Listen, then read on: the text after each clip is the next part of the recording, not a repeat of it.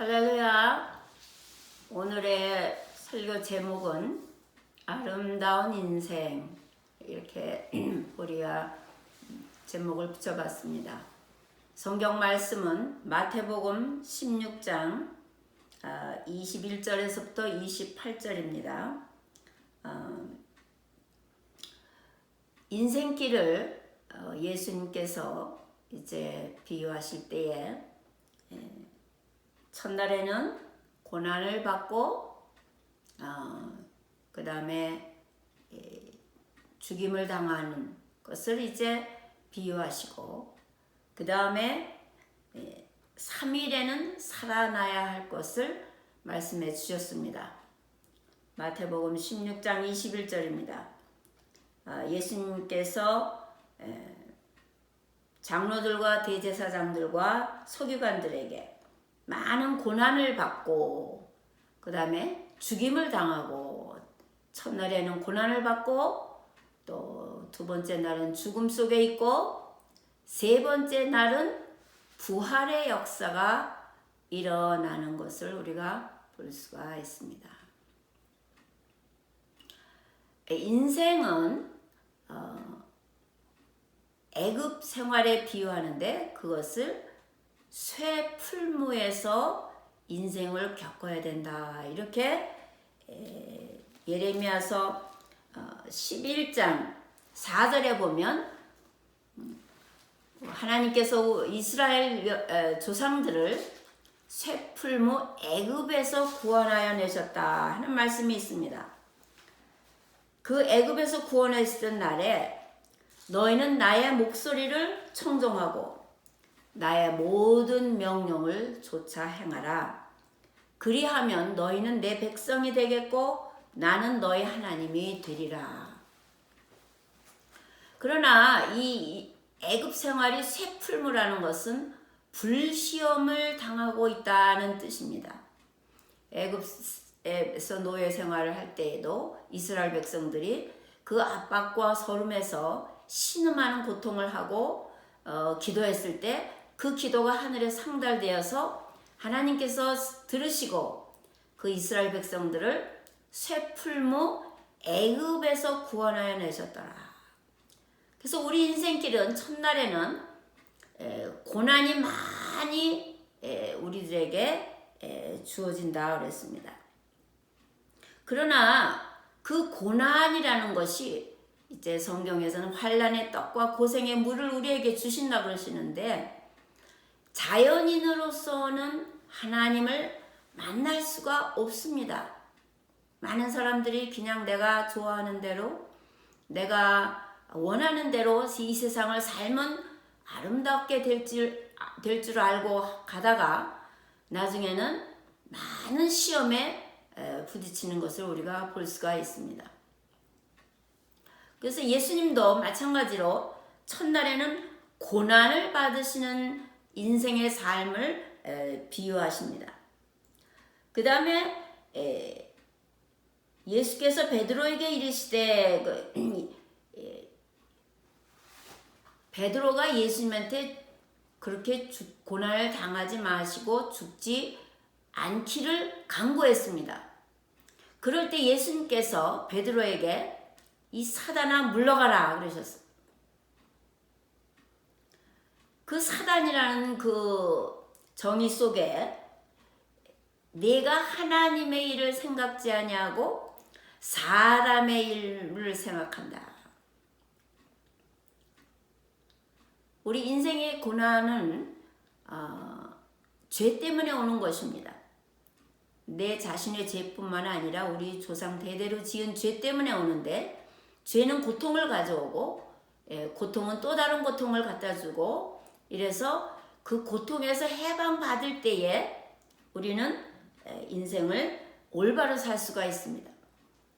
그래서 우리가 하나님의 일을 생각하면 예수님의 제자가 되는데, 하나님의 일을 생각하지 아니하고 사람의 일만 생각하면 하나님과 원수되는 사단에 속한다는 것입니다. 사단은 몸은 죽여도 영혼을 죽이지 못하는 하늘에 권세가 없습니다. 육신을 죽일 수는 있지만은 영혼을 죽일 수는 없는 것이 사단이고, 그 사단은 사람을 괴롭히고 죽이고 멸망시키려고 하기 때문에 사단의 손에 있을 때는 결단코 인생이 아름다울 수가 없습니다. 그래서 하나님께서는 우리에게 십자가를 허락하시는데, 그 십자가는 신명기 21장 23절에 보면 나무에 달린 자는 하나님께 저주를 받았느니라. 우리가 부모님으로부터 받은 육신은 육으로 난 것은 육이요 영으로 난 것은 영이요. 요한복음 3장 6절입니다. 육의 몸을 벗어야 영의 몸으로 주님을 바라볼 수가 있고 주님을 만날 수가 있고 주님한테 갈 수가 있습니다. 하나님의 아들이신 예수님이라도 십자가에서 모든 고난을 다 짊어지시고 죽음을 체험해서 사흘 만에 부활하셔서 하나님 우편에 앉으셨습니다. 히브리서 12장 2절에 보면 믿음의 주여 온전케 하신 이인 예수를 바라보자. 성경에서 가장 아름다운 사람을 우리 예수님에게 비합니다. 예수님, 아름다운 예수님을 바라보면 아름다운 인생이 될 것이고, 죽이는 사탄을 바라보면 죽이는 사탄의 앞잡이가 될 것입니다. 인생을 아름답게 살려고 그러면 아름다운 예수님을 쫓아서 아름다운 길을 갈 때에 아름다운 인생을 우리가 걸을 수가 있습니다. 그래서 믿음의 저여 온전케 한 이인 예수를 바라보자. 그런데 그 예수님은 어떻게 하셨느냐? 앞에 있는 기쁨을 위하여 십자가를 참으사 그랬습니다. 여기에 십자가의 공로가 있습니다. 십자가는 우리 옛사람을 죽이고 새 사람을 만드는 역할을 합니다.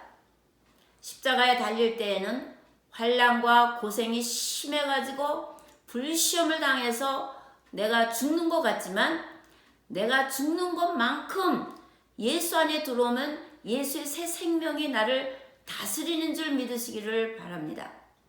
이 십자가를 지고 갈 때에 저와 여러분들은 심히 연약해서 죽을 것 같아서 우리 하나님께서는 그 인간의 고통을 다 아시고 우리의 연약함을 도우시러 성령님을 보내셨습니다.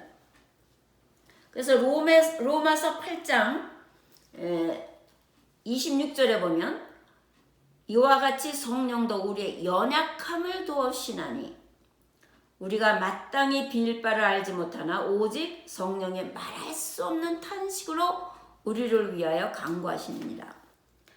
인생의 길이 결코 쉽지 않습니다. 그러나 예수님께서 십자가에서 우리의 모든 죄를 짊어지고 가셨기 때문에 보라, 세상 죄를 지고 가는 하나님의 어린 양을 보라. 죄 문제를 해결하지 아니하면 인생이 아름다워질 수가 없는데 그 죄 문제를 예수님에게 전가를 시켜야 됩니다. 예수님은 어떠한 죄라도 용서하시는 분이십니다. 십자가에서 다 이루셨다. 또 하나님한테 저희들의 하는 짓을 알지 못하니 다 저희를 사하여 주옵소서. 누가복음 22장 34절에 말씀해 주셨습니다. 아버지여 저희를 사하여 주옵소서. 자기의 하는 것을 알지 못하니이다. 자연인 그대로 하나님을 알 수가 없고 예수님의 십자가를 이해할 수가 없습니다. 그래서 우리가 예수님을 바라보고 자연인을 벗는다는 것은 십자가를 지고 내가 날마다 부서진다는 것입니다. 옛사람을 벗어버린 것만큼 새 사람의 기쁨을 누릴 수 있는 줄 믿으시기를 바랍니다.